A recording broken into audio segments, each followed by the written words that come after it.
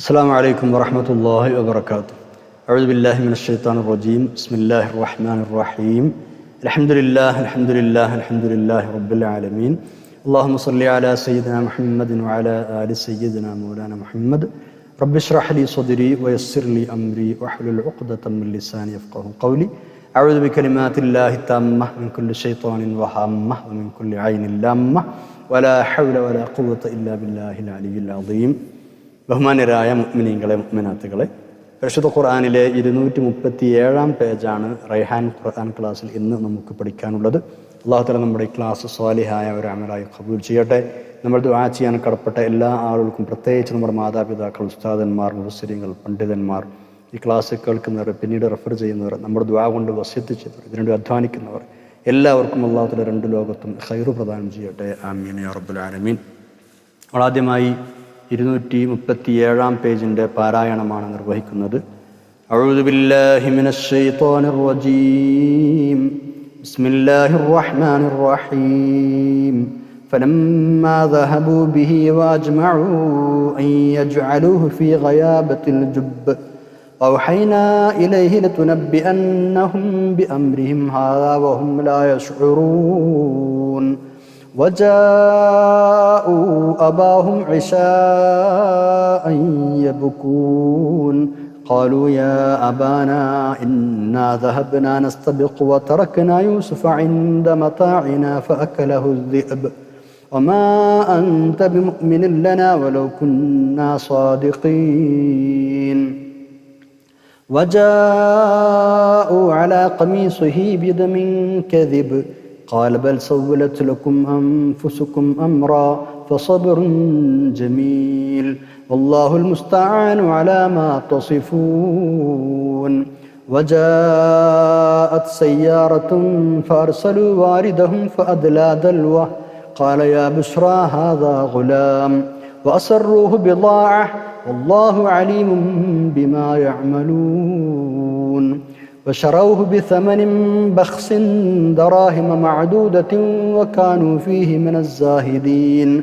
وقال الذي اشتراه من مصر لامرأته أكرمي مثواه عسى أن ينفعنا أو نتخذه ولدا وكذلك مكنا ليوسف في الأرض ولنعلمه من تأويل الأحاديث والله غالب على أمره ولكن أكثر الناس لا يعلمون. ولما بلغ أشده آتيناه حكما وعلما وكذلك نجزي المحسنين. صدق الله العلي العظيم. പരിശുദ്ധ ഖുർആനിലെ 12-ാം അധ്യായം സൂറത്ത് യൂസുഫിലെ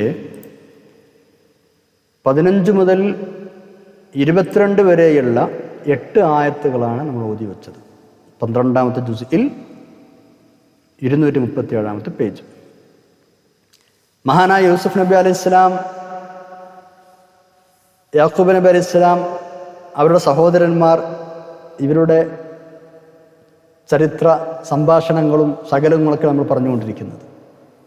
യൂസുഫ് നബി അലൈഹി സ്വലാമിന് കൂടെ കളിക്കാൻ വിടാൻ ബാപ്പാനോട് സഹോദരങ്ങൾ അപേക്ഷിച്ച വിഷയമാണ് കഴിഞ്ഞ പേജിൽ അവസാനമായി പറഞ്ഞത്. മുതിർന്ന മക്കളുടെ ആ അപേക്ഷ തള്ളിക്കളയാൻ പിതാവിന് കഴിഞ്ഞില്ല. മാത്രമല്ല, അവർ വളരെ തന്ത്രപൂർവമായി ആ വിഷയം അവതരിപ്പിക്കുകയും ചെയ്തിരുന്നല്ലോ. മാത്രവുമല്ല, യൂസുഫ് നബി അലൈഹി സ്വലാമിന് സന്തോഷകരമാകുന്ന എന്ത് കാര്യവും ചെയ്യാൻ ബാപ്പാക്ക് ഇഷ്ടമാണ്. ബാപ്പാന് തയ്യാറാണ്. ഒന്ന് പുറത്തു പോകണി പോയിക്കോട്ടെ, കളിച്ചു വരട്ടെ, അല്ലേ? അങ്ങനെയാണ് ആട് മേയ്ക്കാൻ പുറപ്പെടുന്ന മറ്റു 10 മക്കളോടൊപ്പം ചെറിയ കുട്ടിയെയും യൂസുഫിനെയും പിതാവ് അയക്കുന്നത് അലൈഹിസ്സലാം. ഏതായാലും കൂടെ വിട്ടു. അവർ പെരിയിന്നിറങ്ങി പോവാണ്. കുറച്ചങ്ങോട്ട് പോയി വീട് വിട്ടതോടുകൂടി കുറച്ചങ്ങോട്ട് എത്തിയപ്പോൾ ജ്യേഷ്ഠന്മാരുടെ സ്വഭാവമൊക്കെ മാറി, അവരുടെ മട്ടുമാറി. പല രൂപത്തിലും ചെറിയ കുട്ടിയായ യൂസുഫ് നബി അലൈഹി സ്വലാമിനെ മർദ്ദിക്കാൻ തുടങ്ങി. മർദ്ദിച്ച് അവസാനം കിണറ്റിൽ തള്ളാൻ പോവാണ്. കിണറ്റിൽ തള്ളുന്നതിന് മുമ്പ് യൂസുഫ് നബി അലൈഹി സ്വലാമിൻ്റെ കുപ്പായം അവർ ഊരി. ആ കുട്ടി ഇങ്ങനെ കരഞ്ഞ് പറയുന്നുണ്ട്, എന്നൊന്നും ചെയ്യല്ലേ, രക്ഷിക്കണേ, നിങ്ങൾ എന്താണ് എന്നെ ചെയ്യുന്നത്? എത്ര കേണ് പറഞ്ഞിട്ടും ആ സഹോദരന്മാരുടെ മനസ്സലിഞ്ഞില്ല. അവർ ആ കുട്ടിയെ കിണറ്റിടുകയാണ്. ഇമാം സുദ്ദി റഹ്മത്തുള്ളാഹി അലൈഹി പറയുന്നുണ്ട്, യൂസഫ് നബി അലൈഹി സ്വലാം സഹോദരന്മാരുടെ കൂടെ പോയപ്പോൾ വളരെ സത്വതപരമായിട്ടാണ് വഴിയിലുടനീളം പെരുമാറിയത്. ഒരാൾ അടിച്ചു, വേറൊരാൾ മർദ്ദിച്ചു. അപ്പോൾ ഒരാൾ അടിക്കുകയും മർദ്ദിക്കുകയും ചെയ്യുമ്പോൾ വേറൊരു സഹോദരൻ്റെ അടുത്ത് പോയിട്ട് സഹായം തേടും, എന്നെ രക്ഷപ്പെടുത്തുമെന്ന് നിർത്താൻ പറയും. അപ്പം എന്താക്കും, ആ സഹോദരൻ അടിക്കാൻ തുടങ്ങും. ഇങ്ങനെ മാറി മാറി അടിക്കാം. ഒരാൾക്കും കാരുണ്യമോ ദയോ തോന്നുന്നില്ല. അടിച്ച അവസാനം കൊല്ലാനാക്കി. യൂസുഫ് നബി അലൈഹി സ്വലാം ഇടയ്ക്ക് ഇങ്ങനെ കരഞ്ഞു പറയുന്നുണ്ട്, യാക്കൂബ് നബിയെ, നിങ്ങളുടെ മകനെ ഇവരെന്താണ് ചെയ്യുന്നത് എന്ന് താങ്കളൊന്ന് അറിഞ്ഞിരുന്നെങ്കിൽ എന്നിങ്ങനെ ഇടയ്ക്ക് ആർത്ത് കരയുന്നുണ്ട്. മർദ്ദിച്ച് കൊല്ലാനാക്കിയെന്ന് കണ്ടപ്പോഴാണ് യഹൂദ ഇടപെട്ടത്. നിങ്ങൾ ഇവനെ കൊല്ലൂല എന്ന് എനിക്ക് ഉറപ്പ് തന്നിട്ടില്ലേ, പിന്നെ എന്തിനപ്പം ഇങ്ങനെ മർദ്ദിച്ച് കൊല്ലാനാക്കുന്നത്, അതുകൊണ്ട് നിർത്തി. അങ്ങനെ അവർ മർദ്ദനം നിർത്തി. ഇനി പൊട്ടക്കിണറ്റിലേക്ക് കൊണ്ടുപോവുകയാണ് എറിയാൻ. ചോര പുരട്ടിയിട്ട് പിതാവിന് കാണിച്ചു കൊടുക്കാൻ വേണ്ടി അവൻ്റെ കുപ്പായം ഊരി അവർ അഴിച്ചെടുത്തു. അപ്പോൾ ആ കുട്ടി പറഞ്ഞു, എനിക്ക് എൻ്റെ ഡ്രസ്സ് മടക്കി തരൂ, ഡ്രസ്സ് ഇടട്ടെ ഞാൻ. കരഞ്ഞു യൂസുഫ് നബി അലൈഹി സ്വലാം. അപ്പോൾ അവർ പരിഹസിച്ചു, ഞങ്ങൾ തരൂല, വേണമെങ്കിൽ സൂര്യനെയും ചന്ദ്രനെയും 11 നക്ഷത്രങ്ങളെയും വിളിച്ചോ, അവർ വന്ന് നിന്നെ സഹായിക്കും. അങ്ങനെ കുത്തുവാക്ക് പറയാണ് അവർ ചെയ്തത്, പരിഹസിക്കുകയാണ് അവർ ചെയ്തത്. എന്നിട്ട് ആ കുപ്പായം ഊരിയിട്ട് പൊട്ടക്കിണറ്റിലേക്ക് ഇടുകയാണ്. എങ്ങനെ ഇട്ടതെന്നറിയോ? ഒന്നുകൂടെ താഴ്ത്തി, കുറച്ചിങ്ങനെ താഴ്ത്തി പിടിച്ചിട്ട് പിന്നെ ഒറ്റയടിക്ക് അങ്ങനെ ഇട്ട് താഴേക്ക്. പെട്ടെന്ന് മരിക്കാൻ വേണ്ടിയിട്ടാണ് അങ്ങനെ ചെയ്തത്. കിണറ്റിൽ കുറച്ച് വെള്ളമേ ഉണ്ടായിരുന്നുള്ളൂ. അതുകൊണ്ട് തന്നെ യൂസുഫ് നബി അലൈഹി സ്വലാമിന് പരിക്ക് പറ്റിയില്ല, മുങ്ങി മരിച്ചതും ഇല്ല. കിണറ്റിൻ്റെ ഒരു ഭാഗത്ത് ഒരു പാറയുണ്ട്, ആ പാറന്മേൽ കയറിയിരുന്നു യൂസുഫ് നബി അലൈഹി സ്വലാം. ഉറക്ക കരയാണ്. ആ കരച്ചിൽ മുകളിലേക്ക് കേൾക്കുന്നുണ്ട്. അപ്പോൾ സഹോദരന്മാർക്ക് മനസ്സിലായി മരിച്ചിട്ടില്ല. കരച്ചിൽ കേൾക്കുന്നുണ്ടല്ലോ. അപ്പോൾ അവരെന്ത് ചെയ്യുമെന്നറിയോ? ഒന്നും കൂടെ വിളിച്ചു നോക്കി, യൂസുഫേ എന്ന് നീട്ടി വിളിച്ചു നോക്കി. ആ വിളി കിണറ്റിൻ്റെ അടിയിലേക്ക് എത്തിയപ്പോൾ യൂസുഫ് നബി അലൈഹി സ്വലാം എന്ത് മനസ്സിലാക്കി? എന്നോട് ദയ തോന്നിയിട്ട് രക്ഷപ്പെടുത്താൻ വേണ്ടി വിളിക്കുമായിരിക്കും എന്ന് വിചാരിച്ചിട്ട് വിളി കേട്ടു. വിളി കേട്ടപ്പോൾ സഹോദരന്മാർക്ക് എന്ത് മനസ്സിലായി? മരിച്ചിട്ടില്ല എന്ന് ഉറപ്പായി. അപ്പം എന്തായി? വലിയൊരു പാറക്കല്ല് ഉരുട്ടി തലയിടേക്കുള്ള ഒരുക്കത്തിലാണ്. പക്ഷേ യഹൂദ അത് തടഞ്ഞു. മൂത്ത സഹോദരൻ അങ്ങനെ ചെയ്യരുതെന്ന് പറഞ്ഞു. ആ സമയത്താണ് ഇപ്പം ഇങ്ങനെ കിണറ്റിലേക്ക് എത്തി, അവിടെ ആ പാറമ്മ ഇങ്ങനെ ഇരിക്കുകയാണ് യൂസുഫ് നബി അലൈഹി സ്വലാം. അപ്പോഴാണ് അള്ളാഹു വഹയുമായി മലക്കിനെ അങ്ങോട്ട് അയക്കുന്നത്. പറഞ്ഞു, നീ സങ്കടപ്പെടേണ്ട, നിന്നെ ഞാൻ സംരക്ഷിക്കും. നിന്നോട് ഈ അതിക്രമം കാണിച്ച ആളുകൾ നിന്റെ മുമ്പിൽ തന്നെ വന്ന് തലകുനിക്കുന്ന അവസ്ഥ വരും. ഇവർ ചെയ്ത അക്രമങ്ങളെക്കുറിച്ചെല്ലാം നീ അവരോട് അന്ന് പറഞ്ഞു കൊടുക്കും. പക്ഷേ നീയാണ് അത് എന്ന് അപ്പോഴവർക്ക് അറിയുകയില്ല. ഇങ്ങനൊരു സാന്ത്വന സന്ദേശം അള്ളാഹു തആല യൂസുഫ് നബി അലൈഹി സ്വലാം അറിയിച്ചു കൊടുക്കുകയാണ്. ഇത് കിട്ടിയപ്പോൾ പൊട്ടക്കിണറ്റിൻ്റെ ഉള്ളിലാണെങ്കിലും മഹാനവർക്ക് വലിയ സന്തോഷമായി, ആശ്വാസമായി, റാഹത്തായി. അള്ളാഹ് കൂടെ ഉണ്ടല്ലോ, അതിലേറെ വലിയ സന്തോഷമുണ്ട്, ആശ്വാസം ഉണ്ട്. ആയത്ത് നോക്ക്, 15-ാമത്തെ ആയത്ത്. ബിസ്മില്ലാഹിർ റഹ്മാനിർ റഹീം. فلما ذهبوا به واجمعوا أن يجعلوه في غيابة الجب أوحينا إليه لتنبئنهم بأمرهم هذا وهم لا يشعرون. فلما ذهبوا به, അങ്ങനെ അവർ യൂസുഫിനെ കൊണ്ടുപോയപ്പോൾ, യൂസുഫിനെയും കൊണ്ട് അവർ പോയപ്പോൾ, വഅജ്മഉ, അവർ ഏകകണ്ഠമായി തീരുമാനമെടുക്കുകയും ചെയ്തപ്പോൾ, എന്തിന്? അൻ യജ്അലൂഹു, അവനെ ഇടാൻ, ഫി ഗയാബത്തുൽ ജുബ്ബി, കിണറ്റിനടിയിലേക്ക് തള്ളാൻ, കിണറ്റിനടിയിലേക്ക് ഇടാൻ അവർ ഏകകണ്ഠമായി തീരുമാനിക്കുകയും അവരെയും യൂസുഫിനെയും കൂട്ടി അവർ പോവുകയും ചെയ്തപ്പോൾ, കാരണം അവർ ചെന്ന കാര്യങ്ങളൊക്കെ നടത്തിയെന്നർത്ഥം. ആ കടുങ്കൈ അവർ ചെയ്തു എന്നർത്ഥം. അപ്പോൾ വൗഹൈന ഇലൈഹി, നമ്മൾ യൂസുഫ് നബിക്ക് വഹി നൽകി, ദിവ്യ സന്ദേശം നൽകി, ബോധനം നൽകി. എന്താ പറഞ്ഞത്? ലതുനബ്ബിഅന്നഹും, തീർച്ചയായും അവർക്ക് നിങ്ങൾ വിവരിച്ചു കൊടുക്കും, ബി അംരിഹിം ഹാദാ, അവർ ഈ ചെയ്തതിനെ കുറിച്ചെല്ലാം. അവരുടെ ഈ കാര്യത്തെക്കുറിച്ച് താങ്കൾ അവരോട് പറഞ്ഞു കൊടുക്കുക തന്നെ ചെയ്യും. ഭാവിയിലൊരു ദിവസം അവരെല്ലാവരും അങ്ങയുടെ മുമ്പിൽ തലകുനിക്കുന്ന ഒരു ദിവസം വരും. അന്ന് ഈ ചെയ്തതിനെ കുറിച്ചൊക്കെ നിങ്ങൾ അവരോട് ലതുനബ്ബിഅന്നഹും ബി അംരിഹിം ഹാദാ, ഈ ചെയ്തതിനെ കുറിച്ചൊക്കെ അവരോട് പറയുന്നതാണ്. വഹും ലാ യശ്ഉറൂൻ, അപ്പോൾ നിന്നെ അവർ അറിയുകയില്ല, അത് നീയാണെന്ന് അവർക്കറിയില്ല. അങ്ങനെ ഒരു അവസരത്തെ നമ്മൾ പറഞ്ഞു കൊടുക്കും. ഇൻഷാ അല്ലാഹ് ഇനിയുള്ള ആയത്തുകളിൽ സൂറയുടെ അവസാനം അത് വരുന്നുണ്ട്. ഈ കഠോരമായ കൃത്യത്തെ പറ്റി ഓർക്കാപ്പുറത്ത് അവരെ നീ അറിയിക്കും എന്ന് യൂസുഫിന് നമ്മൾ ബോധനം നൽകി. ഇതാണ് അല്ലാഹു തആല പറയുന്നത്. അലൈഹിസ്സലാം ഔഹൈനാ ഇലൈഹി ലതുനബ്ബിഅന്നഹും ബിഅംരിഹിം ഹാദാ വഹും ലാ യശ്ഉറൂൻ. ഈ സഹോദരങ്ങൾ നടത്തിയ ഗൂഢാലോചനകളെയും കൊലച്ചതിയെയും കുറിച്ചെല്ലാം അവർ ഓർക്കാത്ത വിധം പിന്നീട് ഒരിക്കൽ താങ്കൾ സംസാരിക്കുന്നതാണ്. ഇത് വലിയൊരു ആശ്വാസമായി യൂസുഫ് നബി അലൈഹി സ്വലാം. കിണറ്റിൽ നിന്ന് രക്ഷപ്പെടുമെന്നാണ് അതിൻ്റെ ഒരു ചുരുക്ക അല്ലേ അർത്ഥം.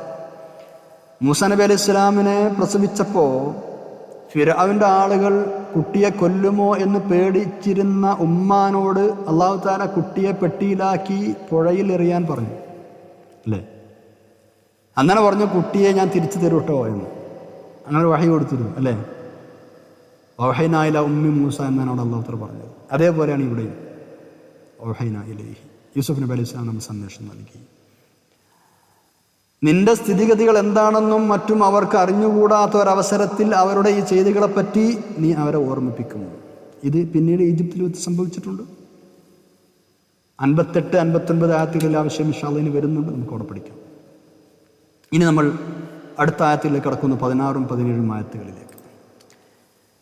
യൂസുഫ് എന്ന കൊച്ചനുജനെ അവർ ക്രൂരമായി മർദ്ദിക്കുകയും പിന്നീട് കിണറ്റിൽ തള്ളുകയും ചെയ്ത് അതിനുശേഷം ഇരുട്ട് പരക്കാൻ തുടങ്ങിയപ്പോൾ അവർ വീട്ടിലേക്ക് മടങ്ങി വരികയാണ്.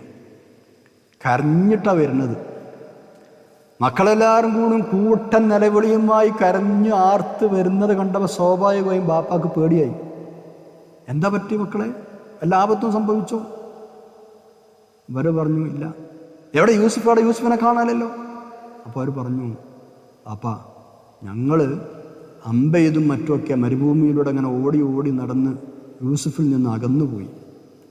അവൻ ചെറുപ്പമായതുകൊണ്ട് തന്നെ അവന് ഞങ്ങളെപ്പോലെ ഓടാനും ചാടാനൊന്നും പറ്റൂലല്ലോ എന്ന് കരുതിയിട്ട് ഞങ്ങളെ ഭക്ഷണം വസ്ത്രമൊക്കെ ഉള്ള സാധനങ്ങളൊക്കെ വെച്ച സ്ഥലത്ത് അവന് നിർത്തി.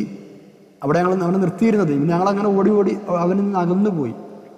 അങ്ങനെ ഞങ്ങൾ മടങ്ങി വന്നപ്പോൾ അവനെ ചെന്നായ പിടിച്ചു കഴിഞ്ഞിരിക്കുന്നു. ഇതാണ് സംഭവിച്ചത്. കല്ല് വെച്ച നുണ അല്ലേ. ഈ നുണ തട്ടിവിടുമ്പോൾ അവർക്ക് തന്നെ ആശങ്കയുണ്ട്, വാപ്പത് വിശ്വസിക്കൂല എന്ന്. യൂസുഫിനെ നിങ്ങൾ കൊണ്ടുപോയാൽ അവനെ ചെന്നായ പിടിച്ചേക്കുമെന്ന് വാപ്പ ഇന്നലെ പറഞ്ഞിട്ടുള്ളവരോട്, എനിക്കങ്ങനെ പേടിയുണ്ടെന്ന് ഇന്നലെ പറഞ്ഞിട്ടുള്ളൂ. അത് അവരിപ്പോൾ അവരുടെ ഭാഗം ന്യായീകരിക്കാൻ ഉപയോഗപ്പെടുത്തുകയാണ്. അതുകൊണ്ടാണ് അവർ വീണ്ടും ഊന്നി പറയുന്നത്, ഞങ്ങൾ എത്ര സത്യം പറഞ്ഞാലും നിങ്ങൾ ഞങ്ങളെ വിശ്വസിക്കൂല എന്ന് ഞങ്ങൾക്കറിയാം, പക്ഷെ ഞങ്ങൾ എന്ത് ചെയ്യാനാണ്? ഇതാണ് സംഭവിച്ചത്. ഇതാണ് അവർ പറയുന്നത്. നോക്കൂ 16-17 ആയത്തുകൾ. ബിസ്മില്ലാഹിർ റഹ്മാനിർ റഹീം. വജാഉ അബാഹും ഇശാഅൻ യബ്കൂൻ ഖാലൂ യാ അബാനാ ഇന്നാ ദഹബ്നാ നസ്തബിഖു വതറക്നാ യൂസഫ ഇൻദ മതാഇനാ ഫഅക്കലഹു الذئب വമാ അൻത ബിമുഅ്മിനിൻ ലനാ വലൗ കുന്നാ സാദിഖീൻ. വജാഉ അവർ വന്നു, അബാഹും അവരുടെ ബാപ്പാൻ്റെ അടുത്തേക്ക്, പിതാവിൻ്റെ അടുത്തെത്തി. ഇശാഅൻ വൈകുന്നേരം സന്ധ്യ വാങ്ങിയപ്പോൾ, യബ്കൂൻ കരഞ്ഞുകൊണ്ടാണ് വരുന്നത്. അവർ കരയുന്നുണ്ട്. ഖാലു അപ്പോൾ അവരെല്ലാവരും കൂടി പറയാണ്, യാ അബാന ഞങ്ങളുടെ പിതാവേ, ഇന്നാ ദഹബ്ന തീർച്ചയായും ഞങ്ങൾ പോയി, നസ്തബിഖു മത്സരിച്ചുകൊണ്ട് ഓട്ടപ്പന്തയം നടത്തിക്കൊണ്ട്, വതറക്ന ഞങ്ങൾ പിന്നെ ഉപേക്ഷിച്ചു യൂസുഫിനെ ഇന്ദ മത്താഇന ഞങ്ങളുടെ സാധനങ്ങളുടെ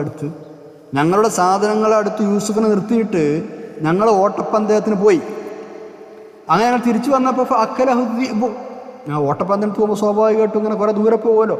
തിരിച്ചു വന്നപ്പോൾ ഫഅക്കലഹു الذئب, അപ്പോഴവന് ചെന്നായ തിന്നു. ഞങ്ങളങ്ങനെ പോയപ്പോൾ ഫഅക്കലഹു الذئب, അവന് ചെന്നായ തിന്നു. വമാ അൻത ബിമുഅ്മിനിൻ ലനാ, അങ്ങ് ഞങ്ങളെ വിശ്വസിക്കുകയില്ല. വലൗ കുന്നാ സാദിഖീൻ, ഞങ്ങൾ സത്യം പറയുന്നവരാണെങ്കിലും, ഞങ്ങൾ നേര് പറയുകയാണെങ്കിൽ തന്നെയും അങ്ങ് ഞങ്ങളെ വിശ്വസിക്കൂല. ഞങ്ങൾക്കത് അറിയാം, പക്ഷേ ഇതാ സംഭവിച്ചത്. അവർ പറയാണ്, ഇന്നാ ദഹബ്നാ നസ്തബിഖു, ഞങ്ങൾ ഓട്ടപ്പന്തയം നടത്തി അങ്ങനെ അങ്ങോട്ട് പോയി. ഓട്ടപ്പന്തയത്തിന് പോയി. ഓട്ട മത്സരം അല്ലെങ്കിൽ അമ്പെയ്ത്ത് മത്സരം എന്നൊക്കെ അർത്ഥം പറയാം. എന്തെങ്കിലും ഒരു മത്സരം നടത്തി അങ്ങനെ അങ്ങോട്ട് ദൂരെ പോവുക. യാ അല്ലാഹ്. 18-ാമത്തെ ആയത്ത് നോക്കൂ. ഇനി അവർ അതിന് തെളിവ് സമർപ്പിക്കുകയാണ്. ചെന്നായ പിടിച്ചു തിന്നു എന്നതിന് തെളിവ് സമർപ്പിക്കുകയാണ്. മുമ്പേ അവൻ്റെ കാര്യത്തിൽ ഞങ്ങളെ വിശ്വസിക്കാത്ത വാപ്പ നിങ്ങൾക്ക് ഈ സത്യവും വിശ്വാസ്യമാകുകയില്ല എന്ന് നിങ്ങൾക്കറിയാം. പക്ഷെ എന്ത് ചെയ്യാം? ഇതാ നോക്കൂ, അവൻ്റെ രക്തം പുരണ്ട കുപ്പായം, ചെന്നായ പിടിച്ചെന്ന കുപ്പായാണിത്. രക്തം പുരണ്ടത് കണ്ടില്ലേ നിങ്ങൾ? ഏതോ ഒരു ആടിനെ അറുത്തിട്ട് അതിൻ്റെ രക്തമാണ് ഇതിൽ പുരട്ടിയത്. അവരെ കുപ്പായം പിതാവിന് മുമ്പിൽ സമർപ്പിക്കുകയാണ്. ചെന്നായ പിടിച്ചപ്പോൾ യൂസുഫിൽ നിന്ന് ഒഴുകിയ രക്തമാണ് ഇത് എന്ന് കാണിക്കാൻ വേണ്ടി ഒരു കള്ളരക്തം അതിന്മേൽ പുരട്ടിയിട്ടുണ്ട്. പക്ഷേ അവരറിയാതെ അവർക്കൊരു അബദ്ധം പറ്റി അവിടെ. എന്താണെന്നറിയോ? ചെന്നായ പിടിക്കുമ്പോൾ സാധാരണഗതിയിൽ കുപ്പായം കീറൂലേ? അതൊരു ഓർക്കാതെ പോയി. ആ കുപ്പായത്തിന് ഒരു കീറലും സംഭവിച്ചിട്ടില്ലായിരുന്നു എന്നാണ്. കുപ്പായത്തിൽ ചോരണ്ടെന്നല്ലാതെ കുപ്പായം എവിടെയും കീറിയിട്ടില്ല. ഇത് കണ്ടപ്പോൾ തന്നെ ബാപ്പാക്ക് കാര്യം മനസ്സിലായി. ഒരിക്കലൊന്നും അംഗീകരിക്കുകയോ വിശ്വസിക്കുകയോ ചെയ്തില്ല. കീറാത്ത കുപ്പായത്തിലെ രക്തം കണ്ടപ്പോൾ നിങ്ങൾ തനി നുണയാണ് പറയുന്നത്, ചെന്നായ തിന്നാൽ കുപ്പായം കീറുമല്ലോ എന്ന് തന്നെ യാക്കൂബ് നബി അലൈഹി സ്വലാം മറുപടി പറഞ്ഞു എന്ന് ചില മുഫസ്സിറുകൾ ഉദ്ധരിക്കുന്നുണ്ട്. ഇമാം സുദ്ദി റഹ്മത്തുള്ളാഹിയുടെ നിവേദന പ്രകാരം ആ സമയത്ത് അണപ്പൊട്ടി ഒഴുകുന്നുണ്ട് സങ്കടം. അതൊക്കെ സഹിച്ചുകൊണ്ട് തന്നെ അദ്ദേഹം പ്രതികരിച്ചു അത്രേ, ആ ചെന്നായ ഭയങ്കര സംഭവം തന്നെയല്ലേ, എന്നാലും ആ ചെന്നായ വളരെ സഹിഷ്ണു തന്നെയാണ്. കാരണം മകനെ കൊന്നു തിന്നിട്ടും അവൻ്റെ കുപ്പായം കീറിയില്ലല്ലോ, വല്ലാത്തൊരു ചെന്നായ എന്ന് പറഞ്ഞു എന്ന് തഫ്സീറിൻ്റെ കിതാബുകളിൽ കാണാം. ഏതായാലും ഫസബുറുൻ ജമീൽ, യാക്കൂബ് നബി അലൈഹി സ്വലാം നല്ല ക്ഷമ കൈക്കൊള്ളുകയാണ്. നിങ്ങളുടെ സ്വന്തം ഇഷ്ടപ്രകാരം നിങ്ങളൊരു വേണ്ടാത്ത കാര്യം ചെയ്തു, ഞാനതിൽ ക്ഷമിക്കുകയാണ്. ഈ വിഷയത്തിൻ്റെ യാഥാർത്ഥ്യം, ഇതിൻ്റെ നിജസ്ഥിതി അറിയാൻ അള്ളാഹു മുഖേന സാധിക്കുകയുള്ളൂ. അതുകൊണ്ട് ഞാൻ അവനോട് തേടുകയാണ്. യൂസുഫിനെ ചെന്നായ പിടിച്ചിട്ടില്ല എന്നും കുട്ടി ഇപ്പോഴും ജീവിച്ചിരിക്കുന്നുണ്ട് എന്നും മനസ്സിലാക്കാനുള്ള തെളിവുകൾ യാക്കൂബ് നബി അലൈഹി സ്വലാമിൻ്റെ അടുത്തുണ്ട്. കാരണം മുമ്പ് നമ്മൾ പറഞ്ഞതുപോലെ യൂസുഫ് നബി അലൈഹി സ്വലാമിനെ പ്രവാചകനാക്കുമെന്ന വസ്തുത 6-ാമത്തെ ആയത്തിൽ നമ്മൾ പഠിച്ചല്ലോ. അപ്പോൾ പ്രവാചകനാക്കണമെങ്കിൽ ഇപ്പോഴും ജീവിച്ചിരിക്കണ്ടേ? അതുപോലെ തന്നെ 83-ാം ആയത്തിൽ വരുന്നത് പോലെ ഒരിക്കൽ യാഥാർത്ഥ്യം പുലരുമെന്നും യൂസുഫിന് നല്ലൊരു ഭാവി അള്ളാഹു നൽകുമെന്നുമുള്ള സൽപ്രതീക്ഷ ബാപ്പാക്കുണ്ട് അലൈഹിമുസ്സലാം, അല്ലേ? മാത്രമല്ല ജ്യേഷ്ഠന്മാർക്ക് യൂസുഫിനോടുള്ള കഠിനമായ അസൂയയും ദേഷ്യവും ഒക്കെ ഈ ബാപ്പാക്ക് അറിയുകയും ചെയ്യാം. അപ്പോൾ അവരെന്തെങ്കിലുമൊക്കെ അതിക്രമം ചെയ്തിട്ടുണ്ടാവും, അവനെ അപായപ്പെടുത്തിയിട്ടുണ്ടാവും. അവരിപ്പോൾ പറഞ്ഞതൊക്കെ തനി നുണയാണ് എന്ന് യാക്കൂബ് നബി അലൈഹി സ്വലാം അറിയാമായിരുന്നു. അതുകൊണ്ട് ക്ഷമിക്കുകയാണ്. അതാണ് അടുത്ത ആയത്തിൽ പറയുന്നത്.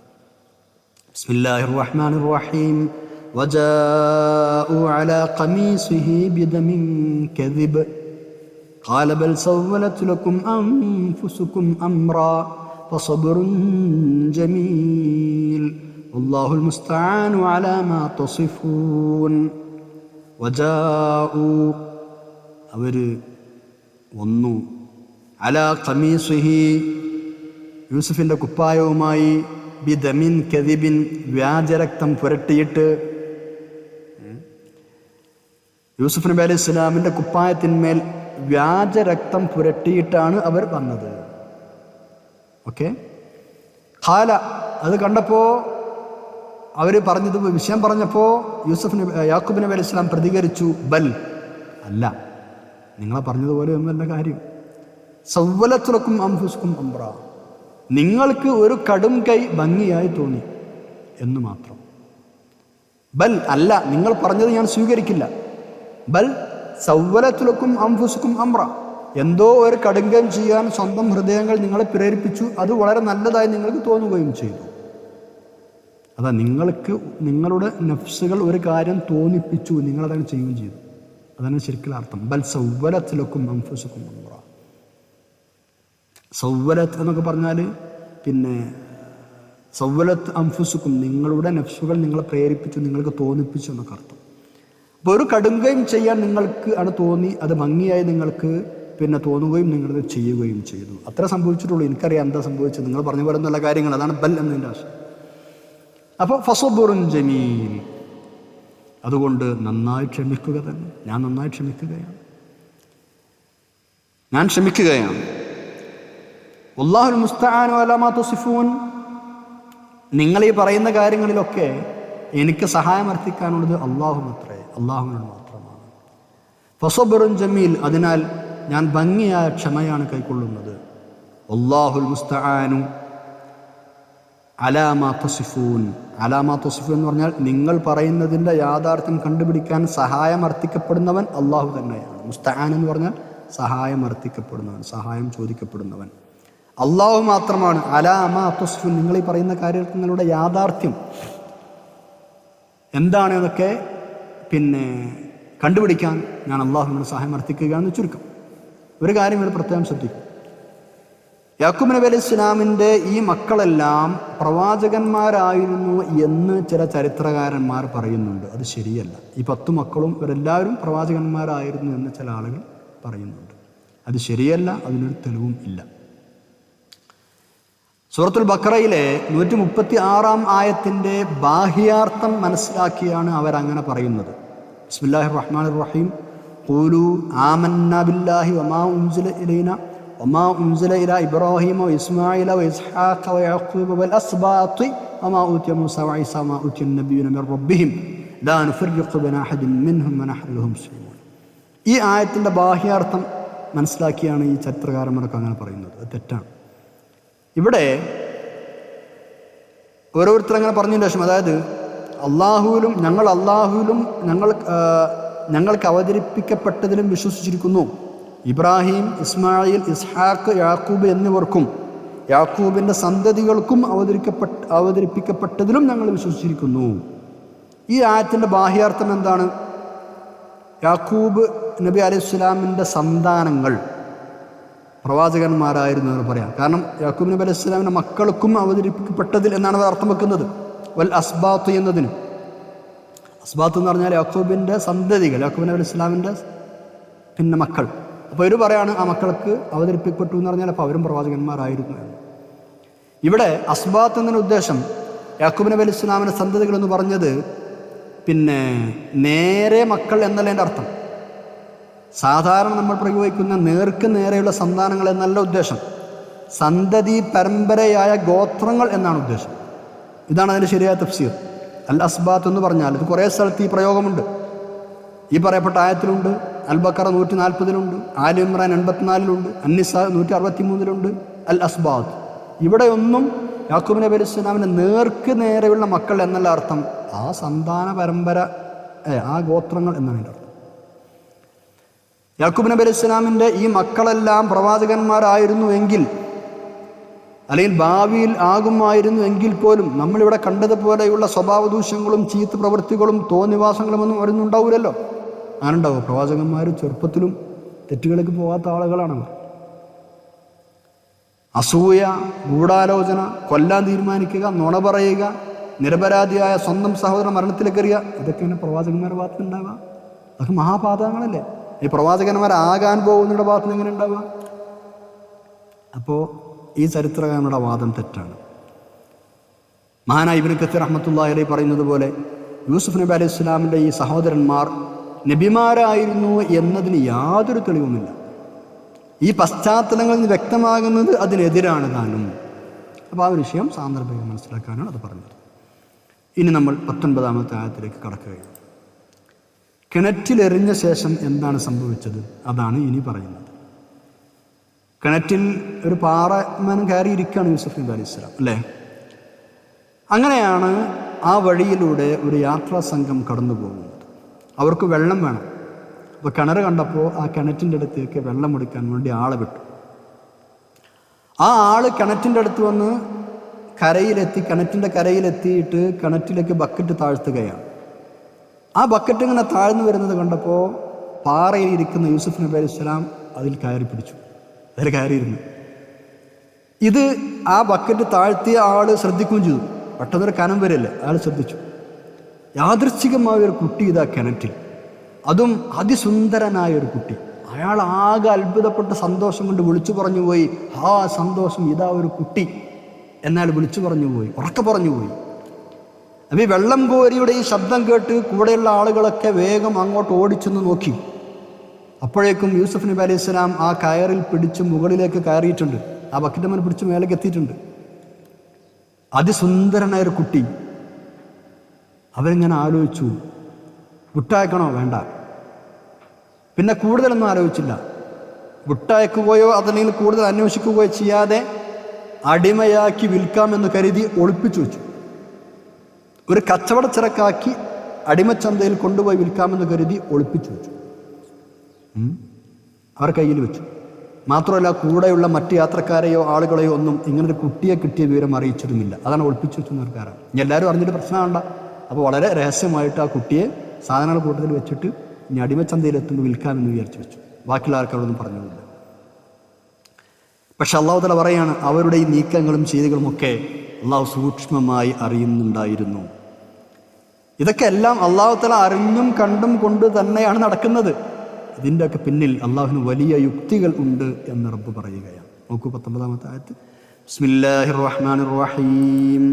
വജാഅത് സയ്യാറത്തുൻ ഫഅർസലു വാരിദഹും ഫഅദ്ലാ ദൽവ ഖാല യാ ബുശ്റാ ഹാദാ ഗുലാം വഅസറൂഹു ബിളാഅ വല്ലാഹു അലീമുൻ ബിമാ യഅമലൂൻ. വജാഅത് വന്നു, സയ്യാറത്തുൻ ഒരു യാത്രാസംഘം അതുവഴി വന്നു. അങ്ങനെ ഫഅർസലു അവർ അയച്ചു, വാരിദഹും അവരോട് വെള്ളം കോരിയെ. ഇങ്ങനെ വെള്ളം കോരാൻ ആളെ അയച്ചു എന്നർത്ഥം. വാരിദ എന്ന് പറഞ്ഞാൽ വെള്ളം കോരി കൊണ്ടുവരുന്ന ആൾ. കിണർ കണ്ടപ്പോൾ വെള്ളം കോരി കൊണ്ടുവന്ന് പറഞ്ഞയച്ചു. അങ്ങനെ അയാൾ കിണറിൻ്റെ അടുത്ത് എത്തിയിട്ട് ഫഅദ്ലാ ദൽവ അയാൾ ആ ബക്കറ്റ് താഴ്ത്തി. ഫഅദ്ലാ ദൽവഹു അയാളുടെ തൊട്ടി വെള്ളം കോരാനുള്ള ബക്കറ്റ് താഴ്ത്തി. അപ്പോഴാണ് അയാൾ ആ കുട്ടിയെ കാണുന്നത്. ഖാല അയാൾ വിളിച്ചു പറഞ്ഞു സന്തോഷം കൊണ്ട്, യാ ബുശ്റാ സന്തോഷം, ഹാദാ ഗുലാം ഇതാ ഒരു കുട്ടി. യാ ബുശ്റാ ഹാദാ ഗുലാം എന്ന് വിളിച്ചു പറഞ്ഞു. ഗുലാം എന്ന് പറഞ്ഞാൽ കുട്ടി. സന്തോഷം ഉണ്ടാവുമ്പോൾ പറഞ്ഞു യാ ബുശ്റാ അല്ലേ. ഏതായാലും ആളുകളൊക്കെ ഓടി വന്നു. അപ്പോഴേക്കും കരക്കെത്തിയിട്ടുണ്ട്. അങ്ങനെ എന്തായി, അസറൂഹു ബിളാഅ അവർ അവനെ ഒരു കച്ചവടച്ചരക്കായി ഒളിച്ചു വെച്ചു. വസറൂഹു അവർ ആ കുട്ടിയെ ഒളിപ്പിച്ചു വെച്ചു. ബിളാഅത്ത് ഒരു കച്ചവടച്ചരക്കായി. അള്ളാഹു ഇതൊക്കെ അറിയുന്നുണ്ട്. വല്ലാഹു അലീമുൻ അള്ളാഹു സൂക്ഷ്മമായി അറിയുന്നുണ്ട്. ബിമാ യഅമലൂൻ അവർ ചെയ്യുന്നതൊക്കെ. ഈ യാത്രാസംഘം മദിയനിൽ നിന്ന് ഈജിപ്തിലേക്ക് വരുന്നവരായിരുന്നു എന്നാണ് ഇമാം ഇബ്നു അബ്ബാസ് റളിയല്ലാഹു അൻഹു പറയുന്നത്. സത്യത്തിൽ അവരുടെ ശരിയായ റൂട്ടല്ല അത്. മദിയനിൽ നിന്ന് ഈജിപ്തിലേക്ക് പോകുന്ന ശരിയായ വഴിയല്ല. പക്ഷേ വഴി തെറ്റി അവർ ഈ വഴിയിൽ എത്തിച്ചേരുകയായിരുന്നു. അള്ളാഹുവിൻ്റെ ഓരോ ഹിക്മത്തുകളാണ്. യൂസുഫ് നബി അലൈഹി ഇസ്ലാം കിണറ്റിൽ എറിയപ്പെട്ടിട്ട് 3 ദിവസത്തിന് ശേഷമായിരുന്നു ഈ യാത്രാസംഘം എത്തിയത് എന്നും ഇമാം റാസി റഹ്മത്തുള്ളാഹി അലൈഹി തഫ്സീർ രേഖപ്പെടുത്തിയിട്ടുണ്ട്. അടുത്ത ആയത്ത് നോക്കാം. 20-ാമത്തെ ആയത്ത്. ഇനി യാത്രാസംഘം മദിയനിൽ നിന്ന് ഈജിപ്തിലേക്ക് പോകുന്ന യാത്രാസംഘം യൂസുഫ് നബി അലൈഹി ഇസ്ലാമിനെ കൂട്ടി ഈജിപ്തിലേക്ക് എത്തുകയാണ്. അവർക്ക് യൂസുഫ് നബി അലൈഹി ഇസ്ലാമിനെ കുറിച്ച് പല ആശങ്കകളുണ്ട്. കാരണം അന്നത്തെ കാലം എന്ന് പറഞ്ഞാൽ അടിമത്തം അരങ്ങ് തകർക്കുന്ന കാലമാണ്. എല്ലായിടത്തും അടിമത്താണ്. അപ്പോൾ ഏതെങ്കിലും യജമാനന്മാരുടെ അക്രമം, ക്രൂരമായ പീഡനമൊക്കെ കാരണം അടിമകൾ അന്ന് ഒളിച്ചോടുന്നത് സർവ്വസാധാരണമാണ്. ഈ കുട്ടി അതേപോലെ ഏതെങ്കിലും യജമാനൻ്റെ അടുത്ത് നിന്ന് ഒളിച്ചോടിയതാണോ? അങ്ങനത്തെ ആണെങ്കിൽ മാർക്കറ്റിൽ വെച്ച് ഈ യജമാനൻ ഈ കുട്ടി അന്വേഷിക്കും. കണ്ടാൽ അയാൾ കൊണ്ടുപോകും, കൊടുക്കേണ്ടി വരും. അപ്പം അങ്ങനെയൊക്കെ ഇവർക്ക് ആശങ്ക ഉണ്ട്. അതുകൊണ്ടൊക്കെ തന്നെയാണ് അവരെന്ത് ചെയ്തത്, വേഗം മാർക്കറ്റിലെത്തിയപ്പോൾ കിട്ടുന്ന പൈസക്ക് വിറ്റൊഴിവാക്കാൻ തീരുമാനിച്ചു. അങ്ങനെയാണ് അവർ തുച്ഛമായൊരു സംഖ്യക്ക് ആ അടിമയെ വിറ്റത്, ആ കുട്ടിയെ വിറ്റത്.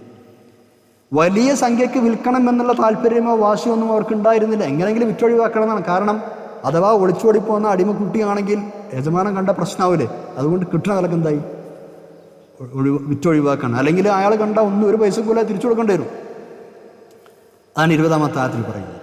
ബിസ്മില്ലാഹിർ റഹ്മാനിർ റഹീം. വശറൂഹു ബിസമനിൻ ബഖ്സിൻ ദറാഹിമ മഅദൂദത്തുൻ വകാനൂ ഫീഹി മിനസ് സാഹിദീൻ. വശറൂഹു അവർ അവനെ വിറ്റു. ബിസമനിൻ ബഖ്സിൻ തുച്ഛമായ വിലക്ക്. ദറാഹിമ മഅദൂദ എണ്ണപ്പെട്ട വെള്ളിക്കാശിന്. ശറൂഹു എന്ന് പറഞ്ഞാൽ വിറ്റു. ബിസമനിൻ വിലക്ക്, ബഖ്സിൻ തുച്ഛ വിലക്ക്. ബഖ്സ് എന്ന് പറഞ്ഞാൽ ചെറിയ വില. അതൊന്നുകൂടി വിശദീകരിക്കുകയാണ്. ദറാഹിമ മഅദൂദത്തിൻ എണ്ണപ്പെട്ട വെള്ളിക്കാശിന്. ദറാഹിം ദിർഹം എന്ന് പറഞ്ഞാൽ വെള്ളിക്കാശ് അല്ലേ. ദീനാർ എന്ന് പറഞ്ഞാൽ സ്വർണം. ദിർഹമും ദീനാറും അന്നുണ്ടായിരുന്നു. വക്കാനു അവരായിരുന്നു ഫീഹി അവൻ്റെ കാര്യത്തിൽ മിനസ്സാഹിദീൻ വലിയ താല്പര്യമൊന്നുമില്ലാത്ത ആളുകളായിരുന്നു. എന്നാൽ നല്ല വിലക്ക് കൊടുക്കണമെന്നോ അങ്ങനെ താല്പര്യം ഒരു വാശൊന്നും അവർക്കില്ല. എന്തെങ്കിലും കിട്ടി അവരെ ഒഴിവാക്കണം എന്നായിരുന്നു അർത്ഥം. വകാനു ഫീഹി മിനസ് സാഹിദീൻ, അവർ അവൻ്റെ കാര്യത്തിൽ വലിയ താല്പര്യമൊന്നുമില്ലാത്ത ആളുകളായിരുന്നു. ദറാഹിമ മഅദൂദ, എണ്ണപ്പെടുന്ന ദിർഹമുകൾ, അതായത് വെള്ളിപ്പണം. ഈ പ്രയോഗം തന്നെ ചെറിയ സംഖ്യക്കാണ് വിറ്റത് എന്ന് സൂചിപ്പിക്കുന്നതാണ് എന്ന് മുഫസ്സിറുകൾ പറയുന്നുണ്ട്.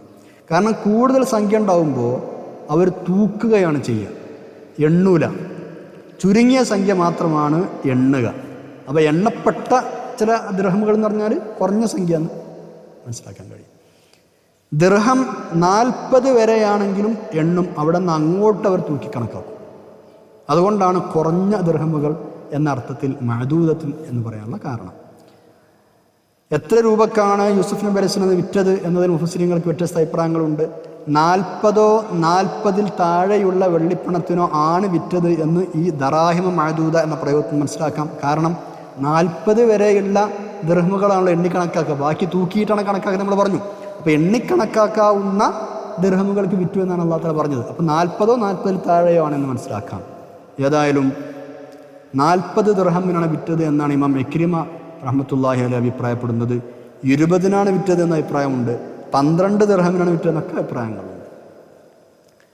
20 ദിർഹമിനാണ് വിറ്റത് എന്നാണ് ഇബ്നു അബ്ബാസ് റളിയല്ലാഹു അൻഹു അഭിപ്രായപ്പെടുന്നത്. ഇമാം സുദ്ദി റഹ്മത്തുള്ളാഹി അഭിപ്രായപ്പെടുന്നത് 22 ദിർഹമിനാണ് എന്നാണ്. ഏതായാലും അതൊക്കെ അതിലുള്ള അഭിപ്രായ വ്യത്യാസങ്ങളാണ്. തുച്ഛ വിലക്കാണ് വിറ്റത് എന്നതിൽ ആർക്കും എതിരഭിപ്രായമില്ല. അല്ലാഹു തആല കൃത്യമായി അത് അങ്ങനെ തന്നെ പറയുകയും ചെയ്തിട്ടുണ്ട്. 21-ാമത്തെ ആയത്ത് നോക്കൂ. പിന്നെ എന്താണ് സംഭവിച്ചത് എന്നാണ് ഇനി പറയുന്നത്. അപ്പോൾ അടിമച്ചന്തയിൽ നിന്ന് യൂസുഫ് നബി അലൈഹി സ്വലാം എന്താണ് യൂസുഫ് നബി ഇവർ വിറ്റു. ഇനി ആരാ വാങ്ങിയത്? എന്നിട്ട് എന്താ സംഭവിച്ചത്?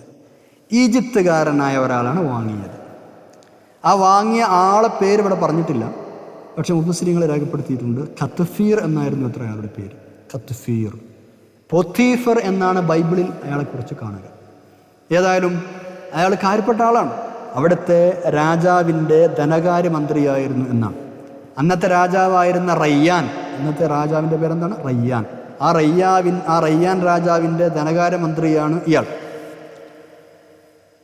ഇദ്ദേഹം പിന്നീട് യൂസുഫ് നബി അലൈഹി സ്വലാമിൽ വിശ്വസിക്കുകയും അദ്ദേഹത്തിൻ്റെ കാലത്ത് മരണപ്പെടുകയും ചെയ്ത ആളാണ്. ഏതായാലും ധനകാര്യം ചെയ്തിരുന്ന ആളുകൾക്ക് അന്ന് അസീസ് എന്ന് ആണ് പൊതുവെ പറഞ്ഞു വന്നിരുന്നത്. അസീസ്, ധനവകുപ്പ് കൈകാര്യം ചെയ്യുന്ന ആൾക്ക് അന്ന് പറയുന്ന പേര് അസീസ് എന്നാണ്. ഇനി ഇൻഷാ അല്ലാഹ് 30-ാമത്തെ ആയത്തിൽ അസീസ് എന്നൊരു പ്രയോഗം വരുന്നുണ്ട്.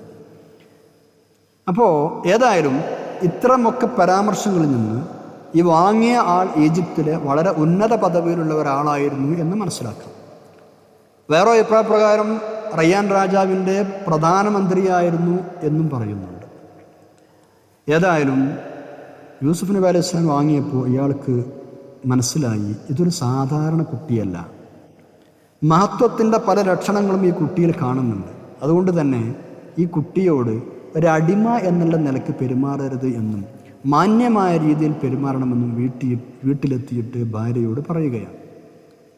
അന്ന് യൂസുഫ് നബി അലൈഹി സ്വലാമിന് 15 വയസ്സായിരുന്നു എന്ന് ചില മുഫസ്സിറുകൾ രേഖപ്പെടുത്തിയിട്ടുണ്ട്.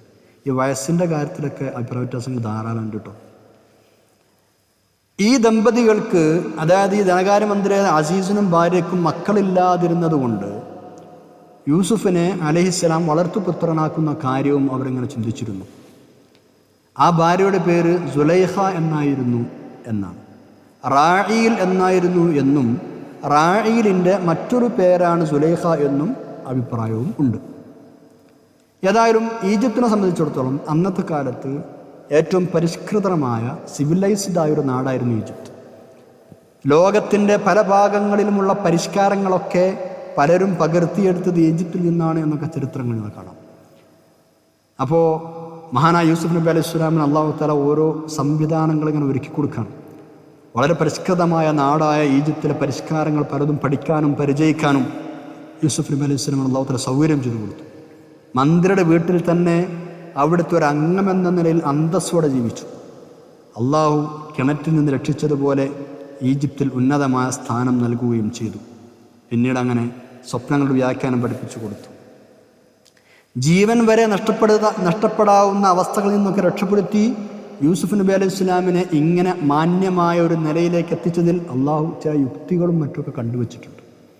അള്ളാഹു നടപ്പിൽ വരുത്താൻ ഉദ്ദേശിക്കുന്ന കാര്യപരിപാടികളെല്ലാം അവൻ ഒരു തടസ്സവും കൂടാതെ നടപ്പിലാക്കുക തന്നെ ചെയ്യും. പക്ഷേ മിക്ക ആളുകൾക്കും അത് മനസ്സിലാക്കാൻ കഴിയുന്നില്ല എന്നതാണ് വസ്തുത. ഇതാണ് 12-ാമത്തെ ആയത്തിൽ അള്ളാഹു തആല പറയുന്നത്. 21-ാമത്തെ ആയത്തിൽ അള്ളാഹു തആല പറയുന്നത്. ബിസ്മില്ലാഹിർ റഹ്മാനിർ റഹീം. وقال الذي اشتراه من مصر لامرأته أكرمي مثواه عسى أن ينفعنا أو نتخذه ولدا وكذلك مكنا ليوسف في الأرض ولنعلمه من تأويل الأحاديث والله غالب على أمره ولكن أكثر الناس لا يعلمون. وقال പറഞ്ഞു അല്ലദി ഒരാൾ ഇഷ്തറാഹു മിൻ മിസ്ര മിസ്റിൽ നിന്ന് യൂസുഫിനെ വാങ്ങിയ ആൾ പറഞ്ഞു അലൈഹിസ്സലാം. ആരോട് പറഞ്ഞു? ലിംറഅതിഹി അദ്ദേഹത്തിൻ്റെ ഭാര്യയോട്. അപ്പോൾ വഖാല അല്ലദി ഇഷ്തറാഹു മിൻ മിസ്ര ലിംറഅതിഹി ഈജിപ്തിൽ നിന്ന് യൂസുഫ് നബി അലൈഹിസ്സലാമിനെ വിലക്ക് വാങ്ങിയ ആൾ ഭാര്യയോട് പറഞ്ഞു. എന്താ പറഞ്ഞത്? അക്രിമീ മസ്വാഹു ഇവന് ആദരപൂർണമായ താമസ സൗകര്യം ഏർപ്പെടുത്തണം. അക്രിമി മസ്വാഹു മാന്യമായി ഇവനെ ഇവിടെ താമസിപ്പിക്കണമെന്നർത്ഥം. മസ്വാഹു എന്ന് പറഞ്ഞാൽ ഇവൻ്റെ താമസം മാന്യമാക്കണം. അക്രിമി നീ മാന്യമാക്കണം മസ്വാഹുവിൻ്റെ താമസം എന്നാലും മാന്യമായി ഇവിടെ താമസിപ്പിക്കണം. അസാ അൻ യൻഫഅന ഇവൻ നമുക്ക് ഉപകാരപ്പെട്ടേക്കാം. ഔ അല്ലെങ്കിൽ നത്തഖിദഹു വലദ നമുക്കിവനെ വളർത്തുപുത്രനാക്കാം. മക്കളില്ല നമ്മൾ നേരത്തെ പറഞ്ഞല്ലോ. അല്ലെങ്കിൽ നമുക്ക് ഇവനെ മകനാക്കി വളർത്താം, വളർത്തുമകനാക്കാം. അല്ലെങ്കിൽ ഇവൻ നമുക്ക് ഉപകാരപ്പെട്ടേക്കാം. അതുകൊണ്ട് അക്രിമി മസ്വാഹു മാന്യമായ നിലയിലൂടെ താമസിപ്പിക്കണം. എന്നിട്ട് അല്ലാഹു തആല പറയാം വകദാലിക ഇങ്ങനെയൊക്കെ ചെയ്തിട്ട് മക്കന്ന നമ്മൾ സൗകര്യമുണ്ടാക്കി കൊടുത്തു യൂസുഫ് നബി അലൈഹിസ്സലാമിന് ഫിൽ അർളി ആ നാട്ടിൽ യൂസുഫ് നബി അലൈഹിസ്സലാം നമ്മൾ ഇങ്ങനെയൊക്കെ സൗകര്യങ്ങൾ ഉണ്ടാക്കി കൊടുത്തു. ഇതൊക്കെ എന്തിനാ? വലനുഅല്ലിമുഹും തഅ്വീലുൽ ഹദീസ് സ്വപ്നവ്യാഖ്യാനം തനിക്ക് പഠിപ്പിച്ചു കൊടുക്കാൻ വേണ്ടി കൂടിയായിരുന്നു ഇങ്ങനെ ചെയ്തത്. അല്ലാഹു തആല കുറേ കാര്യങ്ങൾ ഇതിന് പിന്നിൽ കണ്ടിട്ടുണ്ട്. ആ നാട്ടിൽ ഒരുപാട് സൗകര്യങ്ങൾ ചേർത്ത് കാര്യങ്ങൾക്ക് മനസ്സിലാക്കാൻ പഠിക്കാനൊക്കെ അതിന് പിന്നെ ഹിക്മത്തുകളുണ്ട് അല്ലാഹുവിന്. അതുപോലെ തന്നെ അവിടത്തേക്ക് സ്വപ്നവ്യാഖ്യാനം പഠിപ്പിച്ചു കൊടുക്കണം എന്നും അല്ലാഹുവിന് ഉദ്ദേശമുണ്ട്. അതിനൊക്കെയാണ് ഇങ്ങനെയൊക്കെ ചെയ്യുന്നത്. വലനുഅല്ലിമുഹും തഅ്വീലുൽ ഹദീസ് ഹദീസ് എന്ന് പറഞ്ഞാൽ സ്വപ്നങ്ങൾ എന്നർത്ഥം. സ്വപ്ന വ്യാഖ്യാനം തഅ്വീൽ എന്ന് പറഞ്ഞാൽ വ്യാഖ്യാനം. എന്നിട്ട് അല്ലാഹു തആല പറയാം വല്ലാഹു ഗാലിബുൻ അലാ അംരിഹി അല്ലാഹു തൻ്റെ കാര്യങ്ങളിൽ അജയ്യനായിരിക്കും. കാരണം അല്ലാഹുവിൻ്റെ കാര്യങ്ങൾ ചെയ്യാൻ തീരുമാനിച്ചാൽ അത് ചെയ്തിരിക്കും. ഗാലിബുൻ അതിനെ മറ്റൊരാൾക്ക് തടുക്കാനോ പരാജയപ്പെടുത്താനോ ഒന്നും കഴിയില്ല. അല്ലാഹു അജയ്യൻ തന്നെയാണ്. ആർക്കും അല്ലാഹുവിനെ ജയിച്ചെടുക്കാൻ കഴിയില്ല എന്നർത്ഥം. അല്ലാഹു ഗാലിബുൻ അലാ അംരിഹി അല്ലാഹു തൻ്റെ കാര്യങ്ങളിൽ അജയ്യനായിരിക്കും. വലാകിന്ന അക്സറന്നാസി ലാ യഅലമൂൻ പക്ഷേ അധികം ആളുകളും അത് അറിയുന്നില്ല. വലാകിന്ന അക്സറന്നാസി പക്ഷേ അധികം ആളുകളും ലാ യഅലമൂൻ അത് മനസ്സിലാക്കുന്നില്ല. അവിടെയാണ് പ്രശ്നം. അള്ളാഹു തീരുമാനിച്ച കാര്യങ്ങളൊക്കെ അവൻ നടപ്പിൽ വരുത്തുക തന്നെ ചെയ്യും. 22-ാമത്തെ ആയത്ത് നോക്കൂ. ഇപ്പോൾ മഹാനായ യൂസുഫ് നബി അലൈഹിസ്സലാം അസീസിൻ്റെ കൊട്ടാരത്തിലാണ്. മരുഭൂമിയും പൊട്ടക്കിണറും അടിമച്ചന്തയും ഒക്കെ തരണം ചെയ്ത് കൊട്ടാരത്തിലെത്തിയിരിക്കുന്നു. അല്ലലും അലട്ടലുമില്ലാത്ത ജീവിതമാണ്. അടിമച്ചന്തയിൽ നിന്നാണ് ഇവിടെ എത്തിയതെങ്കിലും മാന്യമായ പരിഗണന വീട്ടിൽ കിട്ടുന്നുണ്ട്. തൻ്റെ കാര്യം പ്രത്യേകം ശ്രദ്ധിക്കണമെന്ന് വീട്ടുകാരെത്തിയോട് പ്രത്യേകം അസീസ് പറഞ്ഞിട്ടുണ്ട്.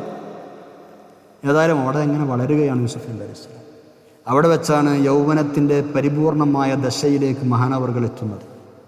പൂർണ്ണ ദശയും പക്വതയും ഒക്കെ എത്തിക്കഴിഞ്ഞതോടുകൂടി മഹാനവർകൾക്ക് അല്ലാഹു തആല അറിവ് നൽകി, തത്വജ്ഞാനം നൽകി, കാര്യങ്ങളിൽ തീരുമാനമെടുക്കാനുള്ള ഡിസിഷൻ മേക്കിംഗ് പവർ നൽകി.